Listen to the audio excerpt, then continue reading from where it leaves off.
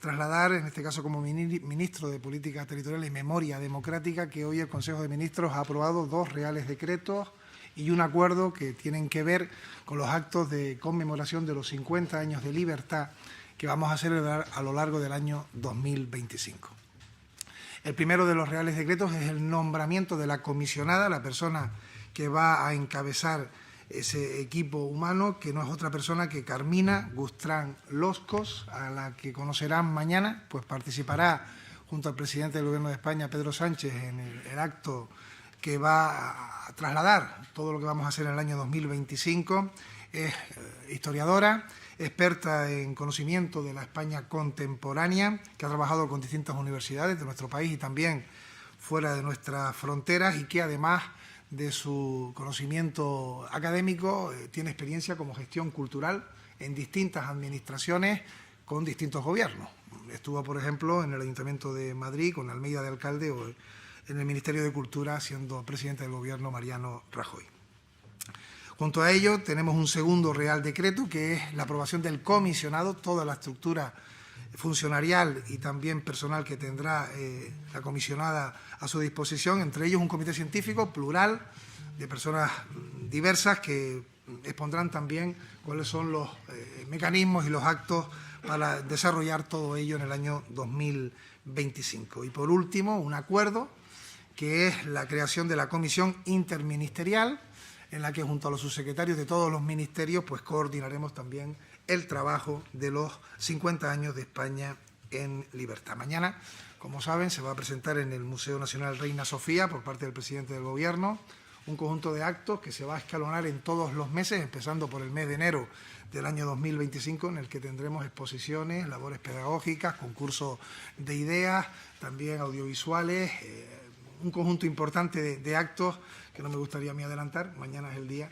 que lo presentará, como digo, el presidente del Gobierno de España junto a la comisionada. Y decirles que lo que pretendemos no es ni más ni menos que sumarnos y sumarse todos los demócratas a defender 50 años de libertad frente a 40 años de totalitarismo, dictadura y oscuridad. Que no queremos que esto sea ningún acto de revancha, sino justamente defender la vida de la libertad frente a la muerte. No estamos festejando el fallecimiento de nadie. Sí es cierto que la muerte del dictador trajo consigo una transición que culminó en una etapa de esplendor de 50 años de democracia que creo que todos los demócratas debemos celebrar sin ninguna duda y hacerlo unidos y unidas, ¿no? Creo que es lo que también nos pide la sociedad española, porque ha sido un éxito colectivo con 3 grandes objetivos. Es lo que pretende este conjunto de actos. Primero, celebrar la España que somos, en lo político, en lo social, en lo cultural, en las libertades. También homenajear a todas las personas que lo han hecho posible durante estos 50 años y transmitir a la sociedad actual y especialmente a los jóvenes la importancia que es defender la etapa democrática frente a lo que supuso la etapa de la ausencia de la democracia, ¿no? Y pongo algunos ejemplos.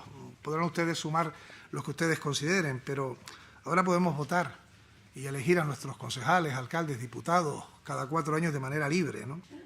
Podemos opinar libremente, incluso asociarnos y juntarnos sin tener miedo a que podamos terminar, como ocurrían con nuestros antepasados, en el calabozo por simplemente reunirse, que es lo que ocurría en los años de la dictadura, ¿no?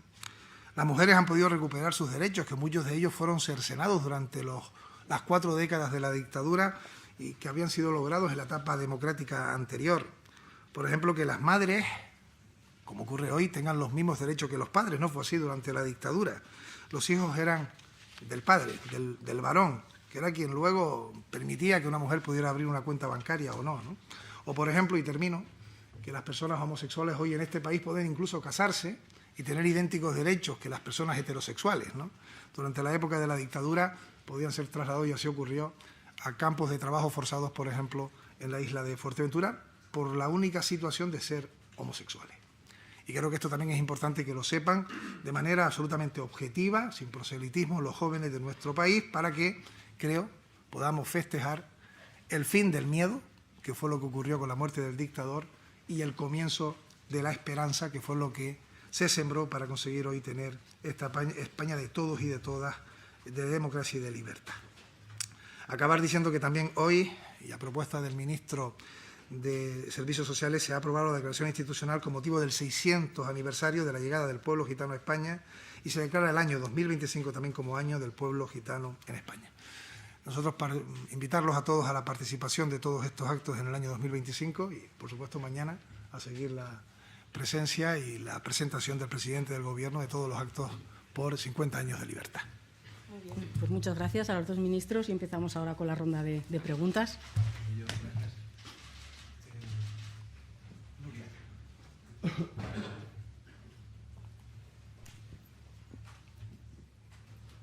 Hola, buenos días. Muchas gracias. Mi pregunta era para el ministro Torres. El presidente de Canarias ha criticado que el Ejecutivo lleva 21 días sin dar una respuesta ante la crisis migratoria que vive Canarias y me gustaría preguntarle cómo valora el borrador del decreto ley, en qué punto están las negociaciones y si ha mantenido conversaciones con Junts en estas semanas respecto a la reforma de la ley de extranjería. Muchas gracias. El día 17 de diciembre, martes, se me envía por WhatsApp por parte del presidente del Gobierno de Canarias un borrador para una medida excepcional, extraordinaria de distribución de menores no acompañados. 48 horas después, estando yo en Canarias, tenemos un encuentro personal, el presidente del Gobierno de Canarias y yo, en el que les traslado algunas cuestiones sobre ese borrador y también le comunico que se ha trasladado a los servicios jurídicos de política territorial y de otros ministerios para su análisis y para su valoración. Hemos tenido varias conversaciones estos días, en Navidades, el presidente Clavijo y yo, y el pasado día 3, desde el Gobierno de España, se trasladó de los servicios jurídicos de política territorial, correo electrónico al secretario general de Presidencia y a su jefa de servicio, en el que le trasladábamos que veíamos esa propuesta para avanzar como posible, que teníamos algunas dudas, como por ejemplo el mecanismo legislativo, si debía ser decreto ley o para salvar también el que pueda tener un trámite mucho más seguro, una proposición de ley, también derechos de los menores, el tema de los niños indubitados o dubitados, cuestiones pero que nos poníamos a disposición de trabajar al respecto con el Gobierno de Canarias. Yo no sé si es que no le han trasladado bien la información al presidente de Canarias, pero no es verdad que no hayamos estado en contacto estos 20 días con el Gobierno de Canarias y lo vamos a seguir haciendo. Dicho esto, la propuesta del Gobierno de España sigue siendo una solución definitiva, estructural, como es la modificación del artículo 35, en la que siempre el Gobierno de España, los partidos que sustentan el Gobierno de España y otras formaciones políticas han votado sí, han dado pasos y son otras las que lo han impedido, incluso su admisión a trámite. Y vamos a trabajar al respecto. En ese sentido, hay compañeros que están llevando las negociaciones con otros grupos políticos y seguimos negociando. En este caso me pregunta usted por el grupo de Junts, seguimos negociando con ellos y si decimos que seguimos negociando es que no hemos cerrado la negociación.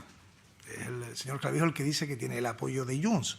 Sería bueno que Junts lo manifestara. En cualquier caso, tenemos que pulir ese mecanismo legislativo. Y yo seguiré como ministro de Política Territorial en este caso y como responsable de la Comisión Interministerial de Inmigración, buscando las soluciones y apartándome de la polémica. Es verdad que tengo que responder cuando hay cuestiones inexactas y creo sinceramente que comenzando este año ya estaríamos en otra situación si hace unos cuantos meses se hubiese admitido a trámite, 23 de julio del año 24, la proposición de ley. Hoy tendríamos a esos niños distribuidos en el conjunto del país, en mejor estado, yendo a colegios, formándose, integrándose, aprendiendo nuestras lenguas y no como están en Ceuta, Melilla o en Canarias, pero en eso los responsables no son los compañeros del Gobierno de España ni los grupos políticos que hemos votado sí, son los que lo han rechazado.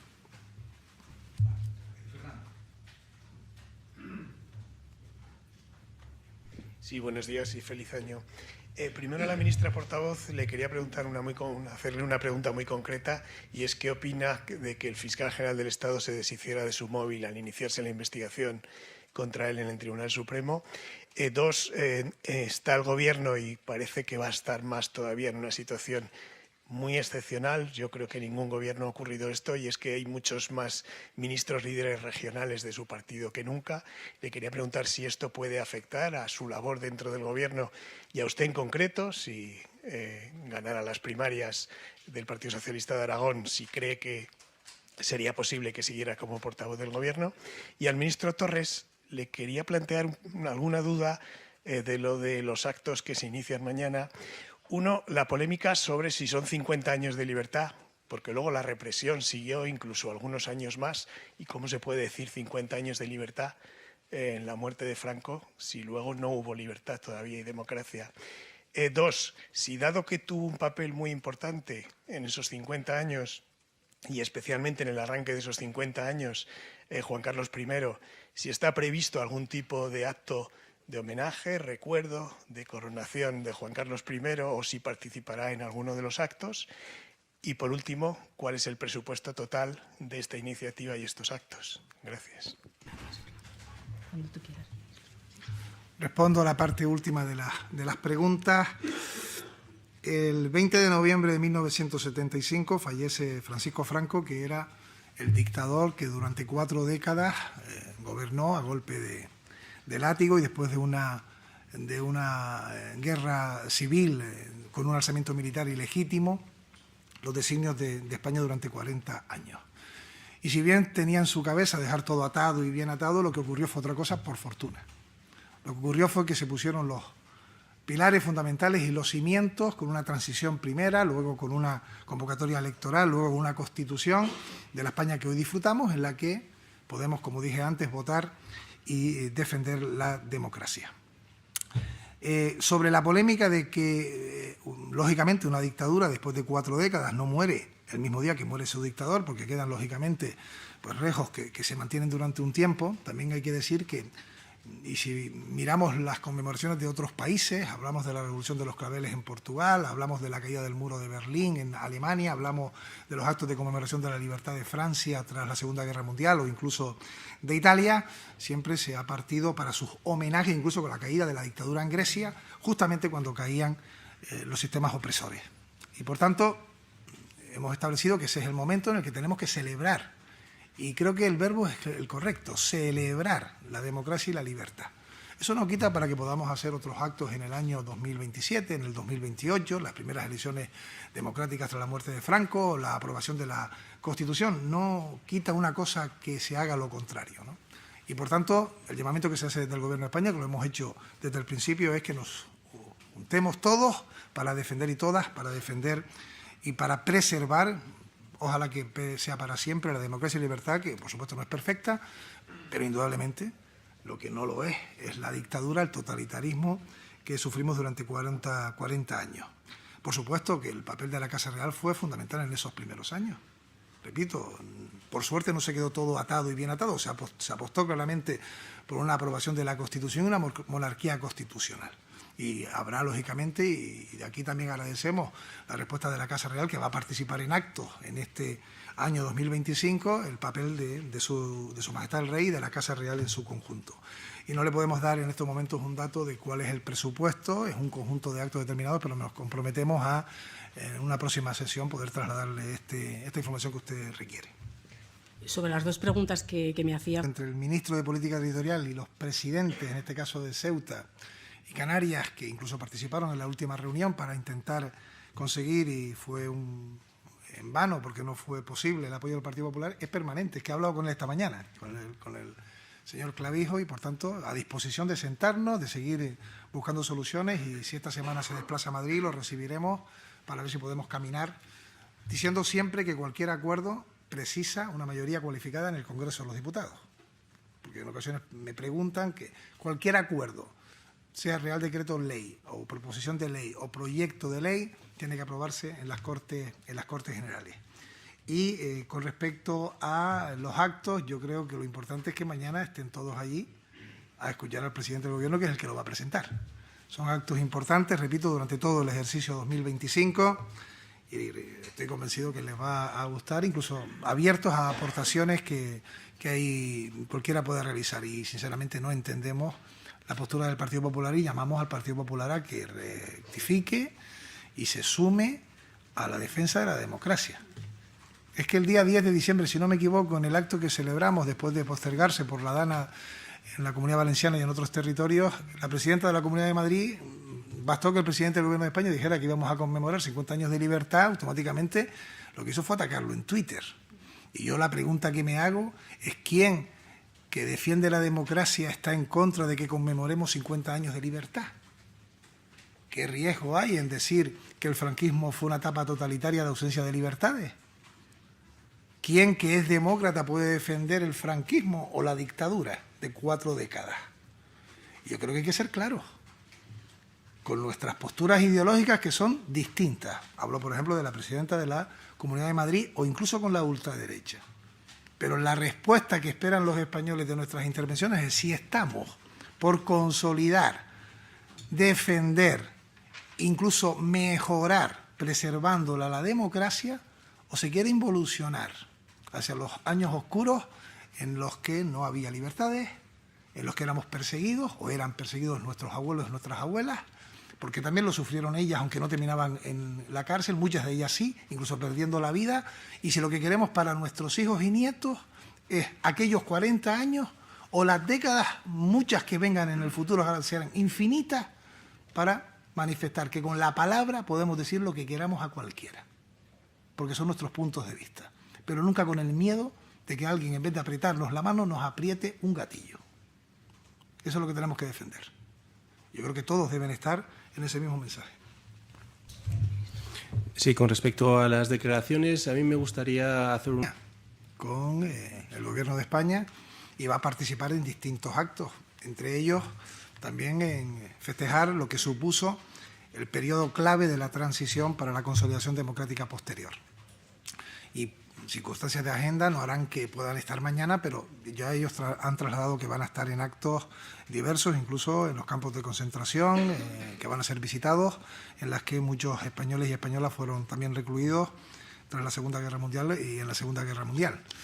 Y si el PP se lo hubiese replanteado, yo pido que rectifique, lo digo con sinceridad. Estoy convencido que muchos votantes del Partido Popular también se lo pedirían, que rectificaran y que celebrasen lo que también fue la lucha en la clandestinidad de muchos que querían un sistema democrático, conservador o con unas posturas o propuestas determinadas en lo ideológico, en lo económico, en lo social, porque tenemos diferencias, pero que son también posturas democráticas, ¿no? Porque en la Segunda República había partidos de todos los colores políticos. Hay también una historia que debemos también enseñar bien a los jóvenes, que había partidos conservadores y partidos progresistas en las repúblicas. Y por tanto, lo que no hay es partidos políticos libres para poder ser elegidos por los ciudadanos en las dictaduras como la que tuvimos durante 4 décadas, ¿no? Bueno, sobre la declaración.